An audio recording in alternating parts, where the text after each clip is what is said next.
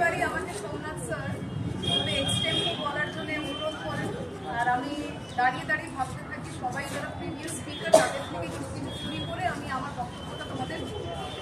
এবার আজকে যেটা আমি বলবো সেটা হচ্ছে আমার জীবন থেকে শেখা কিছু অভিজ্ঞতা। প্রথমেই আমরা শুরু থেকে অনেক কিছু শুনছি, আর তোমাদের মতন আমাদের মধ্যেও যখন আমরা ছোট ছিলাম আমরা ভীষণ বোর হয়ে যেতাম, কারণ অনেক সময় আমরা অনেক স্পিড বুঝতে পারি, তো এবার আমি যেটা বলবো আমি আশা করি তোমাকে কিছু প্রাসঙ্গিকতা বোঝাতে চাই। আজকে আমরা এখানে কেন আছি আর ওটার গুরুত্বই বা আমি কেন শুনছি, কেন দাঁড়িয়ে আছি, আজকের দিনটাই প্রথমেই বলে আজকে প্রজাতন্ত্র, তাই তো? প্রজা এবং তন্ত্র। প্রজা মানে আমরা, আর তন্ত্রটা কি বুঝো? এখানে তো আমরা কেউ পূজা করছি না, কোনো তন্ত্র পাঠ হচ্ছে না, তাহলে তন্ত্র মানে কি? তন্ত্র মানে হচ্ছে ব্যবস্থা। এই যে ব্যবস্থায় আমরা আজকে এসছি, আজকে পতাকা উত্তোলন হবে, প্রধান শিক্ষক শিক্ষিকারা থাকবেন, তোমরা থাকবে, আমরা থাকবো, এখানে কিছু বলা হবে, আমরা কিছু শিখছি, প্রতিদিন শিখছি, আবার আজকে কি নতুন শিখছি। তো এটা কোন ব্যবস্থা? এই ব্যবস্থায় 1950 সালে আমাদের যারা ফ্রিডম ফাইটার্সরা ছিলেন তার মধ্যে ডক্টর বি.আর. আম্বেদকরের মতন মহান মনীষীরা, মহান ব্যক্তিত্বর একটা বই লিখে গেছিল। আমাদের স্কুলে যারা একটা স্কুল ডায়েরি থাকে তেমনি আমাদের রাষ্ট্রের একটা ন্যাশনাল বুক আছে যাকে বলি আমরা সংবিধান। ওটাতে কি আছে? ওটাই কি? তো সেই সংবিধানের মধ্যে সে তন্ত্রের সব নিয়মগুলো আছে, যে এই পুরো ব্যবস্থায় যে রাষ্ট্র, এই ব্যবস্থাটা চলবে কি করে। কারণ একদিন যদি ভেবে নাও একটা স্কুল তৈরি হয়ে গেল, বাইরে একটা ঘোষণা করা হলো, এসো এসো পাড়ার সবাই স্কুলে ভর্তি হও, তোমরা আসতে কেউ ভর্তি হতে, পড়াশোনা করতে, তোমরা ভাবতে কি করবো আমরা স্কুলে। তাই ওনাদের মতো লোকেরাই কি করেছিলেন, তারা এই ব্যবস্থা এনেছে যে একটা শিক্ষা প্রতিষ্ঠান হবে, সেখানে আমরা 1 to 12 পড়াশোনা করব, শিখবো, জীবনে প্রতিষ্ঠিত হব, এবং তারপরে আরও জীবনে অনেক কিছু বিকাশমূলক কাজ করব। ঠিক আছে? তো এই জন্যে এই ধরনের একটা ইনস্টিটিউশন তৈরি হলো। তো আবার নিয়ে যাই সংবিধান, ওই বইয়ে যেটা লেখা, তো বইয়ে বলা হয়েছে ভারতবর্ষ একটি প্রজাতন্ত্র। তো আমি প্রজাতন্ত্র, এখানে যারা ছোটরা বেশি আছে তারা তো অত ভারী শব্দ বুঝবে না, তো আমি একটু ছোট্ট করে তোমাদের লেভেলে গল্পটাকে বলছি। ভেবে নাও এই স্কুল একটি ভারতবর্ষ, ঠিক আছে? স্কুল ভারতবর্ষ, এবং এই তন্ত্র, এই ব্যবস্থাটা কাদের দ্বারা হয়, কাজ করছে কাদের দ্বারা?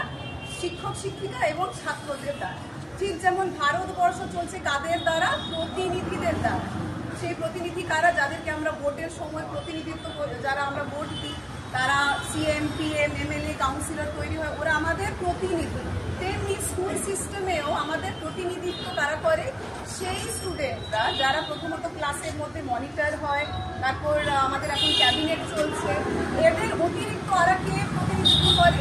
যখন তোমরা স্কুলের বাইরে যাচ্ছ, তুমি কি সেখানে তোমার নাম বললে তোমাকে কেউ চিনবে না, তখন কি বলতে হয়? আমি সরসনা স্কুলের ছাত্র বা ছাত্রী। তাহলে তুমি কোন তন্ত্র বা কোন কাকে প্রতিনিধিত্ব করছো? বোঝা গেল? ঠিক যেমনি আমরা ভারতবর্ষের বাইরে যখন যাব, তুমি যদি বলো আমি বেঙ্গলে থাকি, আমি কলকাতাবাসী, কেউ চিনবে না। কে চিনবে তোমায়? আমি ভারতবাসী, I come from India. Alright, so you are representing India when you are out of this country. Similarly, you are representing yourself as a student of the school when you are out of the school competing for something. বোঝা গেল? একটু বোধহয় এই জায়গাটা হয়তো অনেকেরই ইয়ে হয়ে গেল, কানেকশনটা অফ হয়ে গেল। আমি আবার বাংলায় ফিরে আসছি।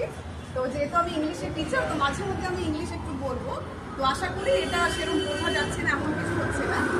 তো যেটা বলছি, তো আমরা যখন স্কুলের বাইরে যাচ্ছি আমরা কাকে প্রতিনিধিত্ব করছি? স্কুলকে।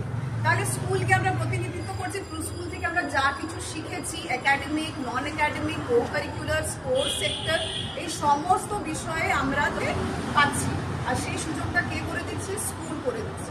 এবার অনেকে ভাববে ম্যাম আমি তো পার্টিসিপেট করি না, আজকেও তো আমাকে জোর করে দাঁড় করানো হয়েছে, আমার তো ইচ্ছেই হয় না এসবে করার।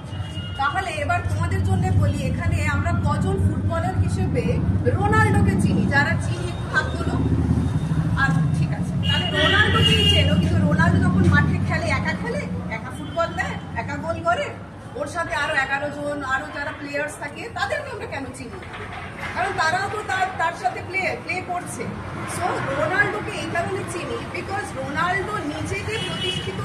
হচ্ছে যেই ব্যবস্থা থেকে সে তৈরি হয়ে আসছে, তো তাকে কে সুযোগ দিয়েছে? তাকেও তার স্কুল, তার কলেজ, তার মা বাবা সুযোগ দিয়েছিল, সেই সুযোগের সে সদ্ব্যবহার করেছে, তারপর আজকে সে হয়ে গেল রোনাল্ডো।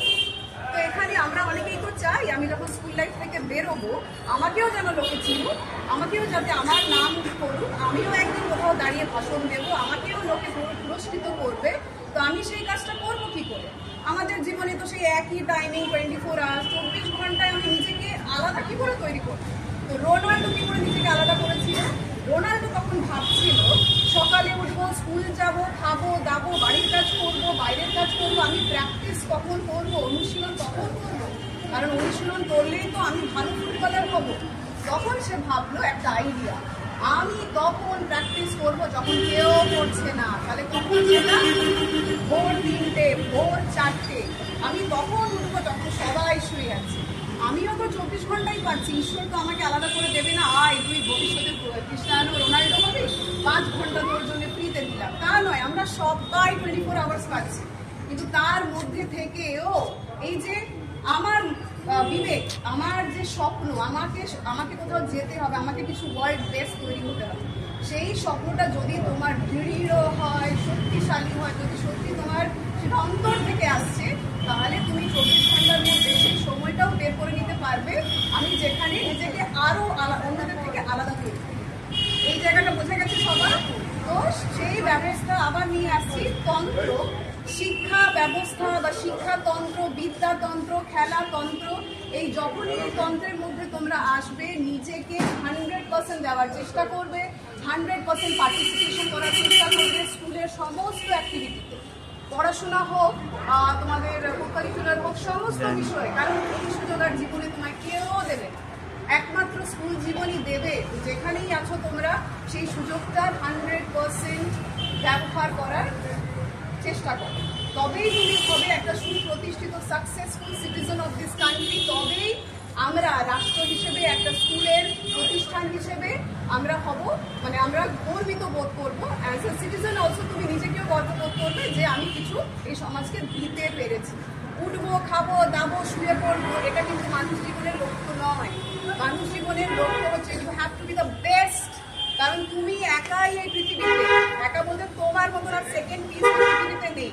তো তুমি নিজের জন্য কি এমন বেস্ট করছো? So put the best in yourself as long as you are in a school curriculum, as long as you are in a school life. ঠিক আছে? এইটুকু দিয়ে আমি আমার ছোট্ট করে বক্তব্য শেষ করলাম।